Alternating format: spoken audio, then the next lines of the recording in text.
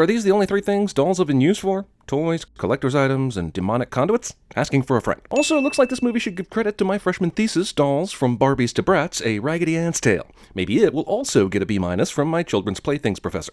All she wanted was to be friends. When we heard this, we felt really sorry for her. I mean, we're nurses, we help people. I don't believe the Hippocratic Oath lends itself to forcing you to help possess dolls who very well may want to kill you. Also, we have to sit through a basic retread of the opening scene from The Conjuring. Since probably 90% of the people that see this movie are watching because they thought the doll in The Conjuring was creepy, this scene is pointless. I don't know where she got it, but we are beyond terrified. And the thought of putting it in a trunk, wrapping it up in chains, locking that inside a larger trunk, wrapping it in chains, tying a huge rock to it, and dumping it in the ocean never occurred to you? Church has creepy horn demon statue that conveniently will tie into the plot of this movie, in case you confused it with Santa Monica, Oklahoma. God honors sacrifice, and our sacrifices touch God's heart and move his hand. Opening shot of foreshadowing sermon is very foreshadowing. Also, discount F. Murray Abraham. We are introduced to our main characters being disrespectful dicks in church. Also, thumb wrestling your pregnant wife in church. Also, thumb wrestling voyeurism. Who won? John, but he cheats. Ah, isn't this thumb wrestling thing this couple has delightful? It's their thing. It gives them such richness in character. Where did Sharon get off to? We'll find her. Pete send you after me? Well, no. He simply asked where you were, and then I volunteered to find you, and it was really stupid, because you were easily found in the chapel. But the screenwriter gets to check off your introduction in the first 30 pages of his script, so he's happy. Children are a blessing. Indeed they are, and then they learn to talk. Haha, banter, banter, white people joke, banter, banter. We shouldn't talk about the baby so much in front of them. It isn't right. First off, you assholes are neighbors, so how is it not the main topic of conversation? Second off, you assholes didn't even bring up the baby. It was Sharon. But again, you want to give us that insight about them losing their daughter, so you chose the awkward path to telling us that. They call themselves the family, but police officials have labeled them a dangerous cult. Between this news report and the previous few minutes of awkward conversations about kids, this is a lot of f***ing exposition for the first 6 minutes of a movie. Hey, honey, do you think you could shut off the TV? It's making it a little hard to concentrate. How could he even hear the TV over the loudest sewing machine ever? It's fine. This movie casts actress Annabelle Wallace in a movie called Annabelle. Now, she's plenty good enough for this role, but you've got to think the producers of this movie chose her at least halfway based on the name alone, right? Guys, you probably shouldn't let John kiss the baby bump so recklessly, because Sharon and Pete next door can sense you guys being happy about it. There's something I want to give you. The last time you said that, I ended up pregnant. John and Mia have a stand-up comic exchange circa 1930s. Did the ghosts of Bob Hope and George Burns write this movie? There was no way this dude hid a giant box with a prize doll in it from his pregnant wife inside the house without her stumbling upon it at least once. We'll be a little short on the rent the next few months, but Once our landlords find out that I spent some of that rent on a rare doll to complete a collection, they'll be sure not to evict. After Mia complained earlier in the day about leaving the door unlocked, they leave their window open while they sleep. All of this happens in plain view, and Mia wakes up because she feels a disturbance in the force. But unfortunately, this murder turns the light off before she can see anything. Also, Sharon insta-dies, so everything in the neighboring house is completely silent after she screams one time. Also, for this shot to happen, these couples are super okay with leaving their windows uncovered at night directly facing each other's bedrooms. Also, this jump scare is the only scary thing that happens in the entire movie, and it doesn't even involve the creepy doll that the entire movie is supposed to be about. Don't mind me, I'm just walking around being creepy. I serve no function at all right now. There's gotta be a good 20 other dolls in that room. It's as if the woman knew she was about to die and have her soul go into a doll, so she wanted to pick the one that would scare the shit out of people the most. Also, we find out later that this is Pete and Sharon's daughter, Annabelle, and her boyfriend, and so it makes sense that they would kill her parents for some stupid reason. So why are they f***ing around with Mia? Has this guy been hiding in this closet the whole time? How the f*** do these psycho f***s manage to travel through space and time to enter impossible areas, then patiently wait and hide in places until it's time for them to be scary dicks again? Come on, guys, it is way too easy for dolls to get possessed by murderers if all it takes is a drop of their blood. At least have this chick do an incantation or Harry Potter spell. A drop of blood? Are you f***ing kidding me? One officer summed up these blood-soaked murders by saying, "In all my years, I have never seen anything quite as gruesome as this." He went on to say, but after all, it is my first day on the job. You'll save the baby over me. This diatribe Mia gives John about saving the baby over her is as obvious as foreshadowing gets. But there is no incident for the rest of the film where this notion comes into play and nothing is said about it ever again. Annabelle, just discovering her new ghost powers, decides that using a sewing machine in the middle of the night is the best use of those powers. But I'm beginning to think all new ghosts and demons are given a fucking handbook when they become self-aware. And rule 1 is, do pointless shit in the middle of the night to annoy the living. Also, this scene from start to finish is close to 4 minutes. There's a good 45 seconds of John trying to figure out how to turn the sewing machine off. This movie is 90% padding. This scene is so beautifully lit and staged that it makes it all the more irritating that the entire scene revolves around a sewing machine turning itself on. This is the best looking piece of shit since Alien 3. I'll tell you what, it is f***ed up that Annabelle is underneath this dresser and not on the shelf where we last saw her, because that means with the freedom of movement she decided to hide underneath a dresser rather than finding a way to hitch a ride to the Maldives. Maldives. This would be scary if I hadn't seen 1,459 other rocking chair moments in horror movies before. Well, I'm done rocking for today. That was good enough to get her curious. Must be that room. That never did that in the den. You have to love 60s male logic about how electronics work. Pregnant women love pickles cliché. Down for we are meant to be together. Yeah, I know. Like mustard and pickles. Oh my god, the fucking dialogue in this movie. So I can quit talking about it, I'm just going to go ahead and add another 50 sins here for the remainder of the film. We're never going to see this doll actually move, are we? Like, not even a blink. Because, yeah, I get it. It would be campy, like Child's Play, if we actually got to see this doll do her thing. But I think it's just more annoying than anything. Whoa, if you spent the money I think you did on this doll, surely it's a highly prized, sought-after item. You should at least try getting your money back or something, since it cost you a few months' rent. But I guess we won't be able to see how creepy this doll is if he doesn't just simply toss it in the garbage. No one will be seated during this movie's 15 sewing scenes. Even though there's clearly only one burner that matters in this scenario, Annabelle turns them all on for maximum nonsense. By the way, I know Mia can't see the popcorn burning, but why can't she smell it? That would waft everywhere in the house, and her pregnant superpower should have been able to sniff this out before even mortal men could. Ah, that gorgeous staple of modern horror, the invisible paranormal activity dragging scene. Also, is this a doll or is it just a demon? Because I don't see the doll or demon hand anywhere in this shot. People actually heard her scream ex machina. It's a girl. We shall call her Jiffy Pop, in case you confused it with Pasadena, New Hampshire. Mothers are closer to God than any other living creature. Oh yeah, I think I read that in Deuteronomy once. Wonderful. This will be the prized photo in my upskirt collection. Wait a sec. How did that get in there? I swear I threw it out. Wow, I feel like I'm actually there at this guy's audition. What am I supposed to be afraid of in this movie? And why the f does she even bother walking around in another room if the whole point is to be a scary dick in the next room? That is a severe waste of spiritual energy. I said don't tell her. If this kid is so adamant about the no strangers rule, then why are these two outside their apartment unattended in a high-traffic area of the building where many strangers will be passing by? Also, these kids never appear or are mentioned in the film again, so not sure what the point of any of this was. Well, feel free to stop by anytime. It's a good thing we randomly saw each other at the apartment complex that one time, and I own a bookstore that just happens to have a book you'll need later, and that I'm Alfred Woodard.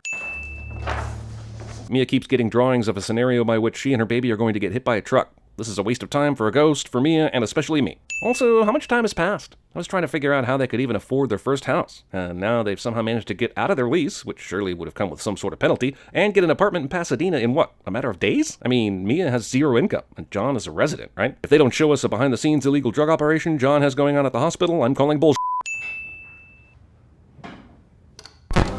Holy shit, that record player started up by itself. That is so scary. Ghosts turning on record players. What will they Control-C, Control-V up next? Ah, killer curtains!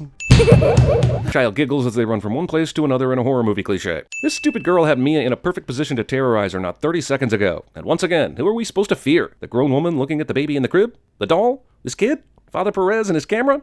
Give me something concrete, movie. Someone tell me the ghost logic here. Some force is both closing the door and running towards it at the same time. Magic door turns little girl ghost into a grown woman ghost, because you should always run your hauntings like a video game glitch. Since I'm Alfred Woodard, I will appear everywhere you guys go from now on. If you guys ever want a tour of the neighborhood, don't hesitate to call me. Or just start walking around the neighborhood. I'll find a way to be wherever you are. In the previous shot, the doll was looking directly at Mia as she put the baby down. But in this close-up, her head is turned in a completely different direction. Also, we're almost an hour into this movie, and in a movie that promises lots of evil doll shenanigans, we have still had no evil doll shenanigans. Unless you count a sewing machine turning on by itself, and goddammit, I do not count that. By my count, this is the 4 millionth time this has happened in a horror movie. I am certain the filmmakers will get a prize for this in a secret ceremony in Hollywood, and the virgin sacrifice will appease their god, probably copied from another god. Also, Mia just walked out of the room. How far could she be down the hall before the door started closing by itself, making a loud creaking noise? The investigation of this out-of-nowhere baby carriage will require the rest of the movie's runtime. Mia has clearly never seen a horror film, and approaches the satanic-looking baby carriage, with loud screaming emanating from it that was not there before. This might be scary if the demon claw did anything other than grabbing her wrist. If this hellish being can somehow control the elevator, why hasn't it won yet? And why does it even allow the elevator to close its doors? The mysteries of movie demons. Demon Dickhead forgets to lock the only other exit out of this place, rendering all scares pretty moot. Here's my demon's claw, just in case you decided to look down here at this very moment. Did the demon put everyone in the apartment complex to sleep? Or is Mia the only person here? That was clearly taken before she got caught up in the cult. Why is her kid picture in this police report? When we heard about Annabelle running away from her parents, we found out that she was like 18. So the only reason why they would show her kid picture is because, for some reason, this movie wants to have a scary scene involving a kid changing into a grown woman. There is nothing special about seeing Annabelle when she was a kid. So, f***ing is this here? Hello again. You mean Mia somehow snuck into Evelyn's bookstore without the omnipresent Evelyn running into her before this? What do they want? A soul, and they won't stop until they get one. And from what I see in these movies, they won't start until they get one. Wait, come on. The demon can somehow tell the future? If it knows this was going to happen, surely it's going to know how much of a failure it's going to be 25 minutes from now. Plus, since we find out that he wants Mia's soul, how would the murder of her baby lead to that? Massive cheat. We saw Mia pushing the stroller. No baby. She drops the keys, then the carriage starts rolling. There was never a baby in her arms this whole time until the big reveal. And surely the demon knew what was up, or it wouldn't have wasted our goddamn time. It's a good thing she has a bookstore close by with not only an occult book section, but also a book with a chapter titled the name of the cult that is f***ing with her. Mia officially believes in demons, but leaves her baby just lying on the floor as she goes to investigate. 4,000,001?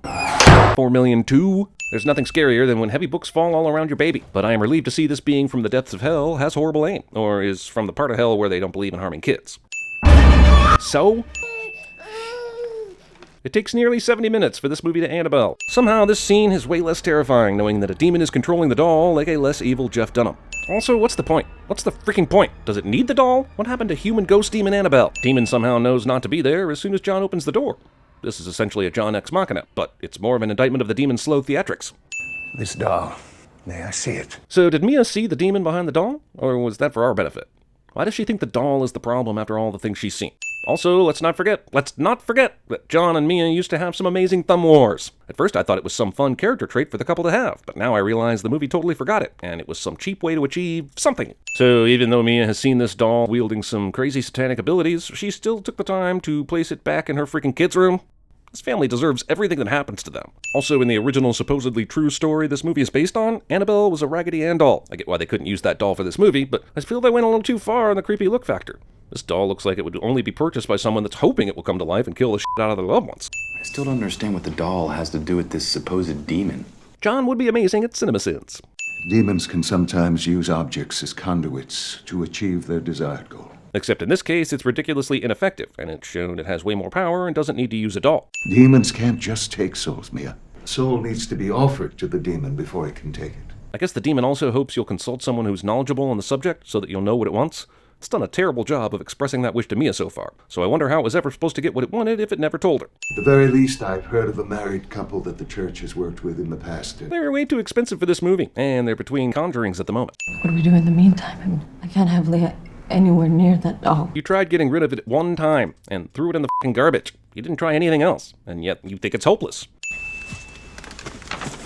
Why not the trunk? I can't. Not until I know it's not coming back. Again, I'm going to hammer this. How does Mia know it's the doll? She's experienced things with the actual demon and with the actual Annabelle, with no doll attached. But she sees the doll float in the air once, and the problem is definitely the doll. The count is 2-1 on a 74th pitch. What kind of baseball game is being played on the West Coast so late at night that there aren't other people on the roads? So many questions. Damn, this demon was patient. It waited that whole car ride to do anything to Father Perez. I felt how much it wants. Wants what? To take her soul. Father Perez plays the pronoun game, but we've already established the demon wants a soul. So why is it being said like it's a big reveal? But you said that it can't take Leah's. You said that it has to be offered. Why did they ever think the demon wanted Leah's soul? And if I somehow missed that, why didn't they ever consider that the demon wanted Mia's soul? Father Perez was in an accident. He said... Demon can affect telephone reception, but I don't know how this draws it any closer to getting Mia's soul. There, I am leaving now. Someone hangs up on you and you get a dial tone cliche. So the demon can impersonate Father Perez now? Is this the T-1000? This demon only wasn't visible until now because Mia and Evelyn were also looking at the ceiling with the narrow geography of a film camera and have no peripheral vision. So can the doll just appear out of ether now? It's supposed to be a physical object, right? Like, the doll itself has no powers, but the demonic presence inside of it does. So how the hell did the doll get back here without anyone bringing it in? And who was adventurous enough to give this hitchhiking doll a ride? Or did she walk back? Ah, red crayon! God damn, it's about time. You couldn't figure out the fucking crayons? You can stop elevators, f up telephones, close doors with your mind, but crayons eluded you until now. And why so many of the same message? Were you worried that if you wrote it only a couple of times, she wouldn't see it? Also, this is classic pronoun game. Later, the demon finally spells it out and says your soul, which I think could have been crayoned in the first 30 minutes of the movie. Tell her how she can give you what you want. I can make it right.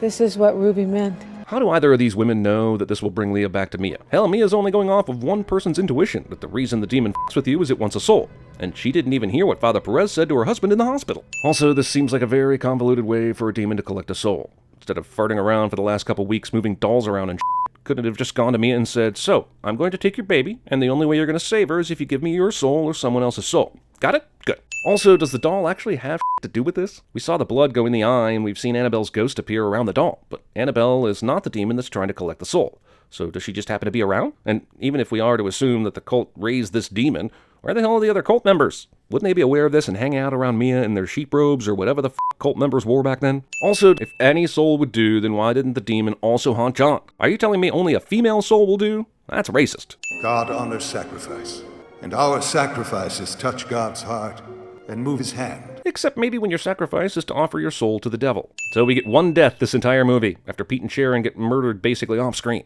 I mean, Annabelle and her Charles Manson boy toy are killed, but that just kicks the main story in motion. Also, these are the only 3 deaths of any consequence, and all 3 of the films so far made up in the Conjuring universe. If all of these items are possessed in some form, shouldn't everything be encased in something? Also, I was not aware that glass was what protected us from giving up our soul to bat crazy demons. I guess once this doll gets one soul, it has the patience to sit behind a glass case until it's profitable to make a sequel.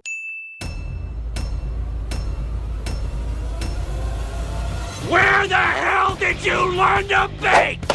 That doll is evil, I tells ya. Evil! Evil!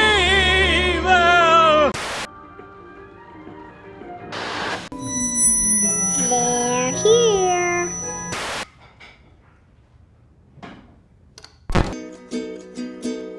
Tiptoe by the window, by the window.